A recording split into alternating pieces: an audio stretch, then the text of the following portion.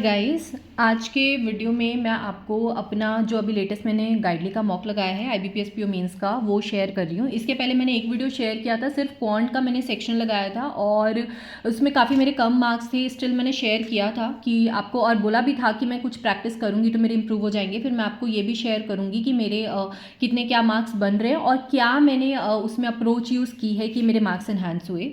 देखो, अभी IBPS PO prelims का रिजल्ट तो नहीं आया है, वेट है, सबको है बेसब्री से, लेकिन मेंस तो स्केड्यूल है अपने टाइम पे। और मेंस आप कितनी भी कोशिश कर लो, आगे डेट्स नहीं, उसकी आगे डेट नहीं डिले होने वाली, बिकॉज सेंटर्स वगैरह पहले से बुक हो जाता है। इतना ईजी नहीं होता कि डेट एक्सटेंड हो जाए, ठीक है। तो हमें अपने साइड से तो मेंस की तैयारी फुल टू करके चलनी है। और आपका जो है 30 को ही मेंस है, तो अब आपके पास 9 दिन बच रहे हैं। मैं आपको ये इससे शेयर कर रही हूँ कि आप लोग इससे जहाँ आपकी गलती हो रही हो आप कुछ ना कुछ सीख लो और अपने अप्रोच में थोड़ा वर्क करो, और इसके बाद आपके मार्क्स ताकि इन्हांस हो जाए और मेंस क्रैक करने के चांसेस बढ़ जाए। अभी आपका IBPS PO है, इसके अलावा सारे एग्जाम्स के रिजल्ट आ गए हैं। आगे जो आपका एग्जाम्स है वो SBI क्लर्क और SBI PO का ही होगा। और SBI PO का आई कांट से अगर आपकी प्रिपरेशन के लेवल पे वो डिपेंड करेगा निकलेगा कि नहीं, लेकिन SBI क्लर्क ज़रूर निकालना ईजी है। मैं निकाल चुकी हूँ इसलिए बोल रही हूँ। और SBI क्लर्क ये भी है कि लास्ट ईयर भी काफ़ी सही वैकेंसी थी, इस बार भी एक्सपेक्टेड है कि बहुत अच्छी वैकेंसी आने वाली है। गाइडली SBI PO क्लर्क का नोटिफिकेशन ऑफर भी लेकर आई है, जो आपको PDF बंडल है काफ़ी कम रेट में मिल जाएगा। डेली प्रैक्टिस के लिए बेस्ट है। मैंने कितने n numbers of PDF bundle लगाए हैं, इसी से प्रैक्टिस की है जितनी ज़्यादा से ज़्यादा हो सके, और इसके बाद ही मेरा मार्क्स परसेंटाइज सब इनहैंस होना स्टार्ट हुआ है। आप लोगों को सजेस्ट कर रही हूँ कि अगर आप ये चाहो तो बिल्कुल परचेज कर लो। सेव 12 मेरा कोड है, मेरा कोड लगाना, सेव 12 लगाओगे आपको एक्स्ट्रा 12% ऑफ मिल जाएगा। यहाँ पे इन लोगों के कोड में आपको 10% ऑफ मिल रहा है, मेरे कोड में 12% ऑफ मिल जाएगा। अब मैं आपको दिखा देती हूँ जो भी मैंने मेंस का अभी मॉक लगाया है लेटेस्ट। तो मैंने अभी इतने मॉक लगाए हैं गाइडली के 5, और एक दो ब्रांड के और मैंने एक आध मॉक लगाया है। उससे ज़्यादा प्रैक्टिस मेरी नहीं हो पाई है। मैं पूरा सब्जेक्ट वाइज सेक्शन लगा लगा के प्रैक्टिस कर रही थी। फुल लेंथ मैंने इतना ही लगाया है, एक या दो मैं और लगा लूँगी शायद कुछ टाइम पे। तो मैं आपको भी रेकमेंड करूँगी एग्जाम के पहले तक कम से कम 2 मॉक और आप लगा लेना, ठीक है। यहाँ पे मेरा स्कोर इतना रहा है एंड रैंक वगैरह भी आगे पता चलेगी। तो ये सब्जेक्ट वाइज स्कोर और एक्यूरेसी रही है। इंग्लिश और GA में एक्यूरेसी थोड़ी गई है, लेकिन ये जाती है। मैं आपको रेकमेंड करती हूँ इंग्लिश में 4-5 क्वेश्चन से ज़्यादा गलत ना हो, ऑल्दो 8 थोड़ी ज़्यादा है इतनी गलती, लेकिन पेपर का लेवल थोड़ा सा अपसाइड पे था यहाँ पे। और GA में भी 5-6 गलत होने के वो चांसेस रहती ही हैं, श्योर शॉर्ट आंसर किसी को नहीं पता होता। हाँ, DI और रीजनिंग में गलती ना हो ये आपको मेक श्योर करना है। ऑल्दो मेरा यहाँ पे DI में एक गलत हो गया है, ये मेरे इतने स्कोर बने हैं। अब मैं एनालिसिस बताऊँ तो मेरे ओवरऑल इतने परसेंटाइल मार्क्स और रैंक इतनी बन रही है। ये मॉक लगा के आप लोग भी अपने नीचे स्कोर्स शेयर कर देना कमेंट में क्या कैसा रहा। मेरा इंग्लिश और रीजनिंग में सही परसेंटाइल है, DI में थोड़ा सा कम हो गया बट 90 तक है, चलेगा मुझे। GA में थोड़ा सा कम हो गया, GA की और अच्छा हो सकता था बट मैंने गलती भी ज़्यादा कर दी है। और अब अगर मैं आपको अपने अप्रोच का बताऊं कि मैंने कैसे इस चीज़ को अपने अप्रोच में वर्क किया, कैसे इंप्रूव किया, तो देखो, सबसे पहले ना पेपर गो थ्रू करने की आदत डालो। पूरे पेपर को आपको विजिट करना आना चाहिए। ये नहीं कि स्टार्टिंग का ही पजल देखा उसी को बनाने लग गए। ऐसा करोगे तो आगे जाके आपकी ईजी वाले क्वेश्चंस छूट जाएंगे, ठीक है। तो आपको ये कोशिश करनी है कि आप पूरा पेपर गो थ्रू करो जो आपको लग रहा है। जैसे ये मुझे एक पजल दिखी, अब पजल को मैंने थोड़ा सा नज़र डाला, मुझे दिख गया ये 2 वेरिएबल पजल है। एक तो इसमें ये लोग हैं, इनको स्वीट्स पसंद है, फिर इनके एज भी कैलकुलेट करनी है। अब अगर इस तरह की चीज़ें होना तो ये फंसाएगी, ठीक है। तो मैंने अब इसको होल्ड पे रखा, मैंने मार्क फॉर रिव्यू कर दिया था नंबर 1 पे कि हाँ ठीक है एक पजल है, कुछ नहीं मिला तो मैं वापस ये पजल बनाने का ट्राई करूँगी। फिर मुझे ये 1 लाइनर्स दिखे, मैंने इनको मार्क फॉर रिव्यू किया कि बनाया जा सकता है। ये थोड़ा सा कोडिंग बेस्ड था, थोड़ा इजी वाले होते हैं ये, तो ये तो पता था ये डुएबल है, ये बनाना ही बनाना है। और ये भी इजी था, ये भी बनाना ही था। तो ये सब मैंने ना यहाँ से मार्क फॉर रिव्यू करते चले गई थी जो जो मुझे डुएबल लग रहा था। अब जैसे ये वाली पजल है, अब ये मुझे पता है कि ये पेंटागन है, इसमें लोगों को बैठाना है, फिर ये नंबर्स डिजिट्स में कैलकुलेट कराएगा। तो ये ऐसी चीज़ें लेंदी होती है। ये दिख छोटी रही है, आपको दिख ये छोटी सी पजल रहेगी, लोग ये बनाने का ट्राई करेंगे और शायद बन जाए लोगों से, या शायद फंस भी सकते हैं। और यही चीज़ एग्जाम में भी होती है कि आप यहाँ पे फंस जाते हो क्योंकि ये चीज़ है कॉम्प्लिकेटेड। देखो पॉइंट में तक आ रहा है और आपका जो ये है, तो मतलब ये थोड़ा कॉम्प्लिकेट साइड पे है, ठीक है। पॉइंट पॉइंट पे आप लेके चलोगे। अभी तक मैंने ये पजल बनाया भी नहीं है, मैंने इसको ट्राई भी नहीं किया, और ये मैं उसमें टेस्ट में भी छोड़ दी थी। इसके बाद अब ये देख लो कितनी न बड़ी पजल है और ऊपर से सर्टेन नंबर ऑफ बॉक्स, मतलब श्योर शॉट दिया भी नहीं है कि कितने लोग हैं क्या है, नॉट मोर देन 22 बॉक्स। तो ये बहुत लेंदी पजल है और ये अगर आपने सफिशिएंट प्रैक्टिस की तो आपको पता लग जाएगा कि यार ये पजल बहुत लेंदी है। तो ये डुएबल वाली पजल नहीं थी आई थिंक इस पेपर में।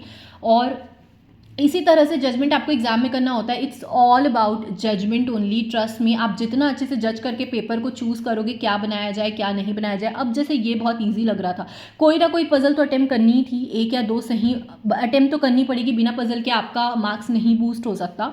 तो ये वाली फिर मैंने बनाई थी, मुझे ईजी लग रही थी, प्लस इसमें वेरिएबल वगैरह पर्सन का जो देख के लग नहीं रहा था कि ये थोड़ी भी कॉम्प्लिकेटेड है, तो मैंने ये वाली बना ली थी। बट एंड में बनाई थी, ठीक है, एकदम आखिरी में ये पजल बनाई थी जब 20-25 मिनट बचे थे, सब बना लिया था मैंने वन लाइनर, कुछ नहीं बचा, तब मैंने ये पजल बनाई थी।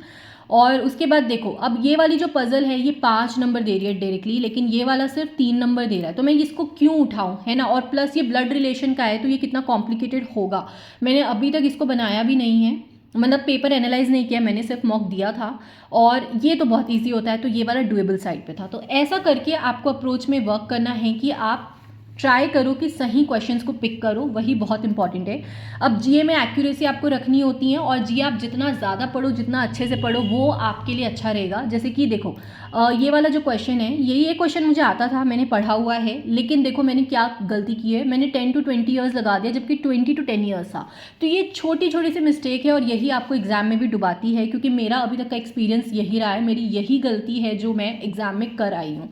एंड जी आप जितना ज़्यादा अच्छे से पढ़ो जितनी एक्यूरेसी रखो उतना आपके लिए अच्छा रहेगा। ये क्वेश्चन भी मेरे को आता था। देखो यूएन का जो हेडक्वार्टर है वो न्यूयॉर्क में है, लेकिन ह्यूमन राइट काउंसिल जो है यूएन का उसका हेडक्वार्टर जिनेवा में है, और मैं दोनों में कंफ्यूज थी कि यार मुझे लग रहा था न्यूयॉर्क में होगा, फिर क्योंकि यूएन का हेडक्वार्टर न्यूयॉर्क में है, फिर मुझे ये भी लग रहा था, लेकिन फिर मैंने उसको ही टिक लगा दिया, जबकि मैं ये टिक लगा के इसको मिटा चुकी हूँ और उसको लगा दिया। तो ये चीज़ हम एग्जाम में भी करते हैं, जितना अच्छे से पढ़ोगे ये गलती नहीं होगी, बस इसमें तो जीए में और कुछ है नहीं। इंग्लिश का भी सेम है, आपको एक्यूरेसी मेंटेन रखने का ट्राई करना है जितना ज़्यादा से ज़्यादा हो सके, और उतने ही अटेम्प्ट करो जितने आपको लगे कि आप कर सकते हो। लास्ट सेक्शन आपका डीआई, अगेन इसमें आपको सिलेक्शन ऑफ क्वेश्चंस में वर्क करना है। देखो स्टार्टिंग आते ही ये डीआई दिखी, मैंने ना ये किया है, ठीक है, आते ही मेरे को डीआई दिखी, मैं उसको बनाने लग गई, मैंने ये वाली गलती कर चुकी है और इसलिए आपको सजेस्ट करूँ कि आपको नहीं करना है। आपको आती ही डीआई दिख रही है तो अब ये डीआई पे काम अभी नहीं, अभी इसको मार्क फॉर रिव्यू करो और आगे बढ़ो। अब उससे ईजी डीआई ये लग रही थी, ठीक है, उससे बेटर थी, तो फिर मैंने ये अटेम्प्ट की। और ऐसा करते करते पूरा पेपर गो थ्रू करो, जो जो लग रहा है बन सकता है उसको मार्क फॉर रिव्यू करो। कोशिश करो one liners, number system based हो गया, क्वाड्रेटिक इक्वेशन बेस्ड हो गया, वो आप सबसे पहले बना लो, और ये जो डीआई है इसको आप बाद में उठाओ। अरिथमेटिक तो सबसे लास्ट में उठाओ क्योंकि वो थोड़ा कॉम्प्लिकेट साइड पे ही होता है। जो टॉपिक्स आपके फेवरेट है, जैसे मेरा प्रॉफिट एंड लॉस काफ़ी अच्छा है तो मैं उसके क्वेश्चन दिखते हैं ना तो फट से बना लेती हूँ, ट्राई करती हूँ कि उसके बना लूँ, क्योंकि मुझे पता है कि उसमें मेरी एक्यूरेसी आ जाएगी। तो ये था अबाउट क्वांट, मैंने इतने ही अटेम्प्ट किए। देखो वन लाइनर्स ये सब मैंने सबसे पहले बनाया, ठीक है, ये जो इजी वाले लग रहे हैं ये भी मैंने ट्राई किया था बट ये बना नहीं मुझसे। और जो नहीं बन रहा उसको ना छोड़ के आगे बढ़ने का भी आपको ये चीज़ देखना पड़ेगा। ऐसा नहीं कि एक क्वेश्चन में स्टक कर गए हो और ऐसा कर रहे हो कि मतलब उसी में फंसे रह गए हो, है ना, और अपने आप को मतलब ईगो के चक्कर में उससे बाहर नहीं निकल पा रहे, ये आपका सबसे बड़ा लॉस होगा, वो पेपर आप बिगाड़ दोगे। आपको क्वेश्चन स्किप करना आना चाहिए। ये मुझसे नहीं बन रहा था, मैंने पूरे 2 मिनट 2.5 मिनट दिए, नहीं ही बन रहा था, फिर मैं छोड़ के आगे बढ़ गई। ये भी मैंने बहुत ट्राई किया, नहीं बना, फिर मैं बोला चलो कोई नहीं, 3 बन गए थे, ठीक था, कुछ और बनाने लगी। ये भी मैंने ट्राई किया था और ये भी मुझसे नहीं बन रहा था, उस टाइम तो नहीं बन रहा था, ऑल्दो अभी मैंने ट्राई किया तो ये बन गया था मुझसे, मैं कुछ सिली मिस्टेक कर रही थी उस टाइम पे। तो यही अप्रोच होती है। अब जैसे ना ये इतने बड़े बड़े क्वेश्चन है और ये शायद 1 नंबर का क्वेश्चन, तो यार मैं 1 नंबर में इतना बड़ा क्यों बैठ के बनाऊँ, इतना टाइम मैं दे रही हूँ तो किसी 2 नंबर के क्वेश्चन को दूँ ताकि मेरा वहाँ से मार्क्स आ जाए। तो इस तरह से थोड़ा माइंड प्ले करना होता है। बाकी इतना ही था इस वीडियो में। आई होप आप कुछ सीख के गए हो। मैंने पूरी कोशिश की है कि मैं आपको बता पाऊँ कि किस तरह से आपकी अप्रोच होनी चाहिए, क्या कैसे वर्क करता है मेंस में, क्योंकि पीओ मेंस बहुत अलग होता है क्लर्क के मेंस से। क्लर्क में आपको सिर्फ कट ऑफ निकालनी होती है और पीओ में आपको मैक्सिमम से मैक्सिमम मार्क्स लेने होते हैं। लास्ट ईयर मेरे 10 साढ़े 10 नंबर ऊपर थे और फिर भी मेरा सिलेक्शन नहीं हुआ। इस बार मैं चाहती हूँ कि कम से कम 15 से 20 नंबर मिनिमम में मेरे ऊपर आ जाएँ। और इसके लिए मेरी कोशिश जारी है और मैं आपको भी यही बोलूँगी कि आप भी इतना टारगेट करो कि 15 मार्क्स आपके अबव रहें। अगर आपको श्योरशॉट सिलेक्शन चाहिए तो टेलीग्राम का लिंक डाल दूँगी, आप ज्वाइन कर लेना। और कोई डाउट हो तो कमेंट कर देना। आई होप आप इस वीडियो से कुछ सीख के गए हो। ये वाला मॉक लगाओ ना तो नीचे अपने स्कोर्स और परसेंटाइल वगैरह शेयर करना, ठीक है। बाकी और कोई डाउट हो तो कमेंट कर देना। और येस पीओ प्री का रिजल्ट आज आई थिंक 90% चांसेस आज आ जाए, नहीं तो कल मैक्सिमम में लाइक 100% कल तो आ ही जाएगा, क्योंकि इससे डिले आई थिंक ये लोग नहीं कर सकते। एडमिट कार्ड्स देने हैं, मेंस के बहुत सारी चीज़ें हैं, ठीक है। तो इतना डिले नहीं होगा, आप कल दे देंगे अगर आज नहीं दिया तो। ओके, फिर will meet in the next video. Thank you.